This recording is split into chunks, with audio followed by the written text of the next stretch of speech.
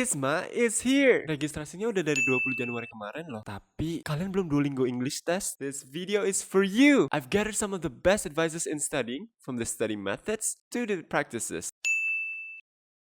For example, in the description subtest, don't try too hard to construct your sentences in a normal way, but rather try to understand what does Duolingo English Test wants in order for you to get a higher score on that subtest. Now, this is not a video for me to explain how each subtest should be taken. You should watch Teacher Luke. I think he's one of the most foolproof and I can guarantee. And this is the channel that I used to study. Try to use that.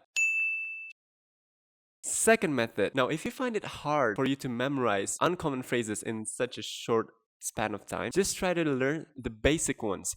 Don't go overcomplicate yourself with the ones that are really difficult. Just go for the basic ones, okay? Third method, practice more than you study. Again, if you have a really long time for you to study, always balance between your studies and your practices.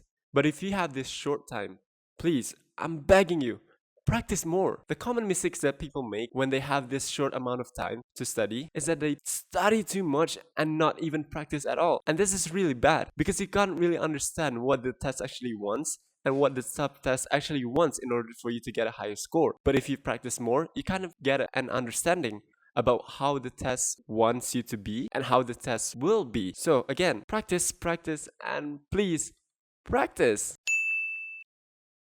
Again, as I mentioned, this isn't the video for me to teach you about how to get a good score from each subtest or an overall score, but this is for me to teach you the methods in studying. If you want to get a really good understanding on how the test is, watch Teacher Luke. He's really good, and that's how I get my score. So, watch him, practice more. Good luck. On the next video, I'll teach you about how to construct your sentences in making your essays so you'll get a higher chances in succeeding. So don't forget to subscribe and I'll see you on the next video.